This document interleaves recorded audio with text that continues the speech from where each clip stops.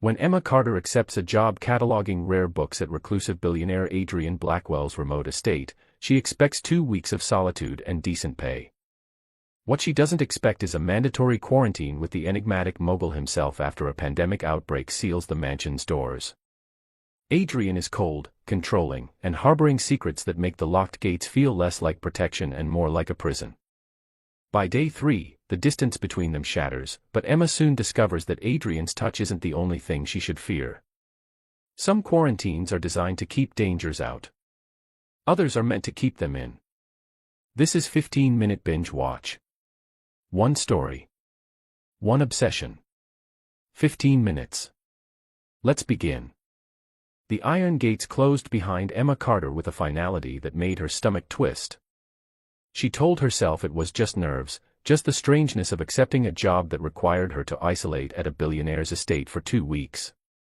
The pay was extraordinary, almost too good to be true, but her mounting student loans and the rare book expertise she'd spent years cultivating had made the decision easier. Adrian Blackwell needed someone to catalog his private collection, and Emma needed money. Simple transaction. 14 days. Then freedom. The mansion rose before her like something from a Gothic novel, all sharp angles and dark windows that seemed to watch her approach. The butler who'd driven her from the airport, a stern man named Marcus, had barely spoken 20 words during the hour-long journey. He'd simply collected her bags, verified her negative test results, and explained the quarantine protocol with clinical efficiency. No physical contact. Separate wings of the house. Meals delivered to her door. She wouldn't even see Adrian Blackwell if everything went according to plan. That should have been her first warning that nothing would go according to plan. Emma spent the first day exploring the vast library that would be her workspace, marveling at the collection that lined the walls from floor to ceiling. First editions, rare manuscripts, books that belonged in museums rather than private hands. She photographed, catalogued, and made notes, losing herself in the familiar comfort of her work. She didn't see Adrian, though she felt his presence like a weight in the air, as if the house itself was holding its breath. The second day began the same way, but as afternoon shadows stretched across the Persian rugs, Emma discovered a door she hadn't noticed before, partially hidden behind a rolling ladder. Curiosity, that fatal flaw of researchers and heroines alike, drew her forward. The door was unlocked. Beyond it, a narrow staircase spiraled downward into darkness. She should have turned back. She would replay this moment 1,000 times in the weeks to come, wondering what might have been different if she'd simply returned to her cataloging. But Emma descended, her phone's flashlight cutting through the gloom, until she emerged into a room that made her blood run cold. It wasn't a wine cellar or storage space. It was an office, but not the kind any legitimate businessman would keep. The walls were covered with photographs, newspaper clippings, and handwritten notes connected by red string like something from a conspiracy theorist's fever dream. But these weren't theories. Emma recognized faces from the news, powerful people, all marked with dates and locations. In the center of the largest wall, one name appeared again and again, circled in thick black marker: Victoria Castellane. Emma knew that name. Everyone did. Victoria Castellane, the pharmaceutical heiress, had died 6 months ago in what was ruled a suicide. The media had speculated endlessly about her relationship with Adrian Blackwell, the engagement that had ended weeks before her death, the rumors of betrayal and corporate espionage. "You weren't supposed to find this room." The voice behind her was velvet over steel, and Emma spun to find Adrian Blackwell standing at the base of the stairs, blocking her only exit. He was younger than she'd expected, perhaps 35, with the kind of dark beauty that seemed designed to hide danger. His eyes, nearly black in the dim light, pinned her in place. "I should leave," Emma managed, hating how her voice shook. "I'll pack my things. The estate is locked down. New protocols as of this morning. A staff member tested positive. No one leaves for 14 days." Adrian stepped closer, and Emma pressed back against the wall of conspiracy. "Which means we have time to talk about what you've seen." That night, Emma didn't sleep. She'd been moved to a room in the main wing, closer to Adrian's private quarters, her door locked from the outside, for her own protection, Marcus had explained with empty eyes. Through her window, she could see the guards patrolling the grounds, the high walls topped with sophisticated security. This wasn't quarantine protocol. This was imprisonment. On day 3, Adrian came to her room himself, bringing breakfast on a silver tray, breaking every social distance rule with deliberate precision. He sat on the edge of her bed while she remained pressed against the headboard, her heart hammering against her ribs. "You must have questions," he said, pouring coffee as if they were old friends sharing a morning ritual. "You're intelligent, Emma. I researched you before I brought you here.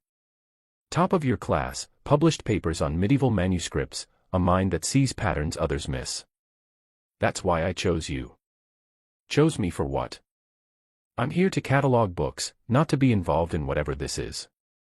Emma gestured vaguely, encompassing the mansion, the hidden room, the impossible situation she'd stumbled into. Adrian smiled, but it didn't reach his eyes. "You're here because you're the only person who can help me prove that Victoria didn't kill herself. She was murdered, and the evidence is hidden in this library, coded into the books themselves. She told me before she died that she'd left me a map, a way to expose the people who wanted her silenced. I've been searching for 6 months, but I'm not a researcher. You are." Emma wanted to laugh at the absurdity of it, wanted to demand he let her go, but something in his expression stopped her. Grief, raw and real, flickered beneath his controlled exterior. "Why should I believe you?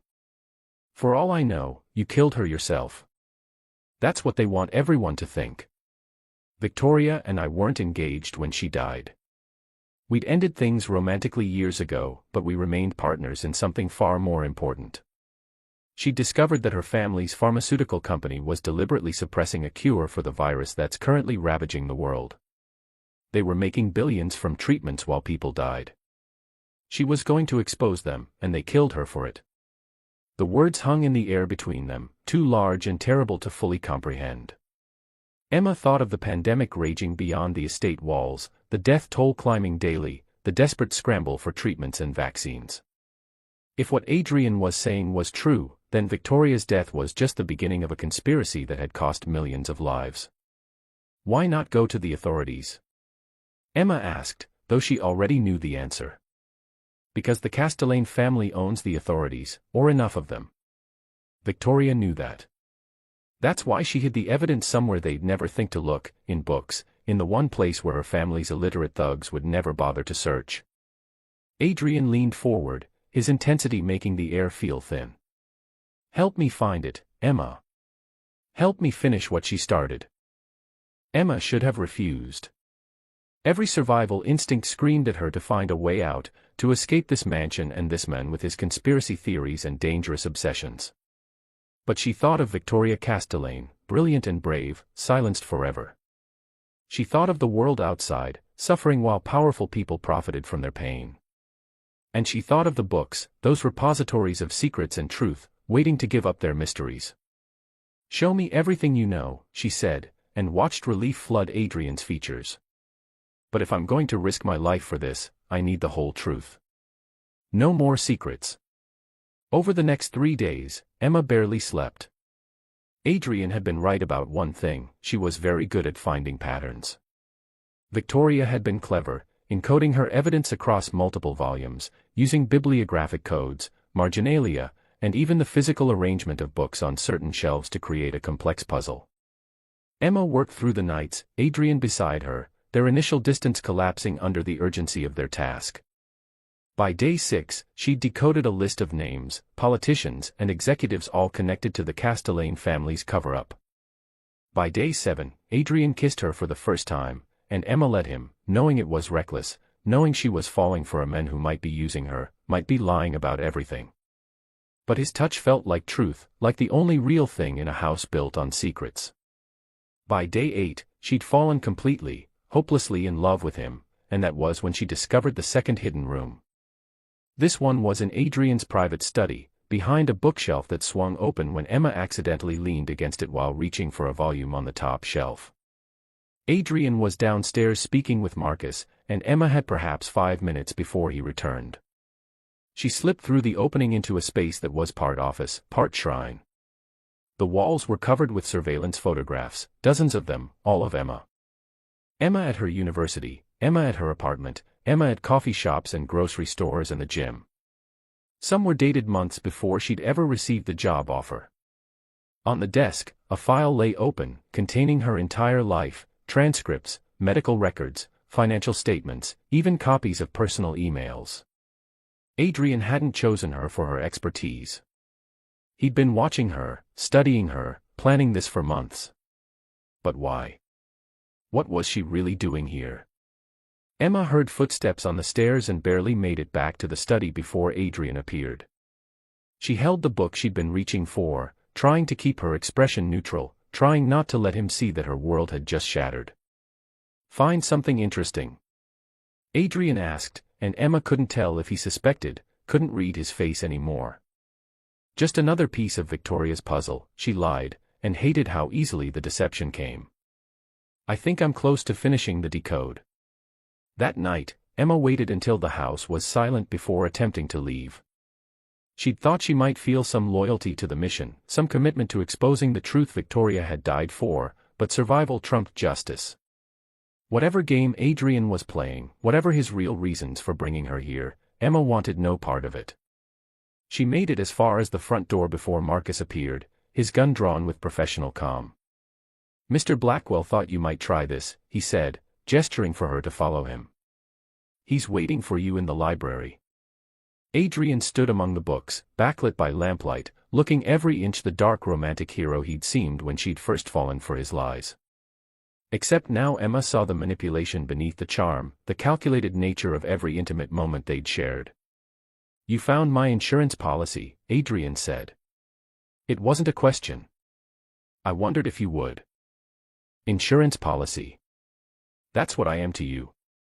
Emma's voice shook with fury and betrayal. "You've been stalking me for months, you fabricated this entire scenario, and for what? What do you really want from me, Adrian?" "I want exactly what I told you. I want to expose the Castellane family and finish Victoria's work. But I needed leverage, someone they wouldn't see as a threat until it was too late. Someone smart enough to decode Victoria's message but innocent enough that no one would suspect her of involvement." Adrian moved closer, and Emma stood her ground, refusing to back away. "You were perfect, Emma. No family to miss you, debts that made you desperate, a passion for truth that I knew would compel you to help once you understood what was at stake. And the rest. The touches, the kiss, the way you made me feel." Emma hated that tears threatened, hated giving him the satisfaction of seeing how deeply he'd hurt her. Something flickered in Adrian's expression, something that might have been regret in a man capable of genuine emotion. That wasn't part of the plan. That was real. As real as anything can be in a situation built on lies. Emma laughed bitterly. "How convenient for you. Tell me, Adrian, what happens when this is over? When we've exposed the conspiracy and brought down the Castellanes? Do I just disappear? Is that what happened to Victoria? Did she try to back out of whatever deal she'd made with you?" The crack of Adrian's palm hitting the desk made Emma flinch. "Don't you dare. Victoria was my friend, the only person I've ever trusted, and they killed her. Everything I'm doing is to honor her memory, to make sure she didn't die for nothing. Then let me go. Find another way." But even as Emma said it, she knew he wouldn't. Couldn't. They were too far in, the conspiracy too vast, the stakes too high. It's too late for that. The Castellanes know someone's been asking questions. That's why I accelerated the timeline, why I had Marcus fake the positive test to lock down the estate. They'll come for us soon, Emma, and when they do, we need to be ready. We need to have released every piece of evidence Victoria hid, made it too public to suppress." Adrian pulled out his phone, showing her a news article dated that morning. "They killed my head of security yesterday. Made it look like a heart attack. These people don't leave loose ends." Emma felt the trap closing around her, felt the weight of choices made and paths that could no longer be walked back. She thought of Victoria, brilliant and dead, and of Adrian, haunted and desperate, and of herself, caught between them like a ghost of what might have been. "There's one more thing Victoria hid," Emma said quietly. "I decoded it this afternoon. She didn't just leave evidence of the cover-up. She left names of others who knew, people inside the company who wanted to expose the truth but were too afraid. Potential allies. Adrian's eyes blazed with something between hope and hunger. Where? The first edition Austen, Pride and Prejudice, the one that's locked in the vault. The one you told me I wasn't authorized to examine. Emma watched understanding dawn across his features. She knew you'd protect that book above all others because it was her favorite. She knew no one else would be able to access it. They retrieved the book together, Adrian's hands shaking slightly as he unlocked the vault. Inside the front cover, Victoria had written what appeared to be a simple dedication, "For Adrian, who taught me that first impressions are always wrong. Love, V." But Emma saw what Adrian couldn't, saw the bibliographic code hidden in the spacing of the letters, the numbers tucked into the flourishes of Victoria's signature. It took her 20 minutes to decode, and when she was finished, she had a list of 7 names, 7 people inside Castellane Pharmaceuticals who could testify to the cover-up, who had evidence of their own, who were waiting for someone brave enough to lead the charge. "She gave you an army," Emma whispered, staring at the names. "She gave you the key to winning." Adrian pulled Emma into his arms, and this time she didn't resist, didn't question the authenticity of his touch. "We're going to finish this," he said against her hair. "Together. And when it's over, when the Castellanes are destroyed and Victoria is avenged, I'm going to spend the rest of my life earning your trust back. If you'll let me." Emma wanted to believe him. Wanted to believe that love could grow from lies, that justice could absolve manipulation, that the dark romance they'd stumbled into could somehow find a happy ending. But she'd read enough stories to know that some quarantines changed people forever, that some intimacies born in isolation couldn't survive the harsh light of the real world. "Ask me again in 14 days, she said, and kissed him, tasting desperation and hope in equal measure. Outside the mansion walls, the world continued to suffer, but inside, 2 people prepared for war against an empire built on death. And somewhere, perhaps, Victoria Castellane's ghost smiled, knowing her plan had worked perfectly. She'd always had impeccable taste in people, after all. The real question wasn't whether Emma and Adrian would survive the coming storm. It was whether their love, forged in secrets and sealed in danger, was real enough to matter. Only time would tell, and time, like truth, waited for no one. Some loves save you. Others own you. If you crave dangerous billionaires and twisted romance, subscribe to 15-Minute Binge Watch. The next story starts soon.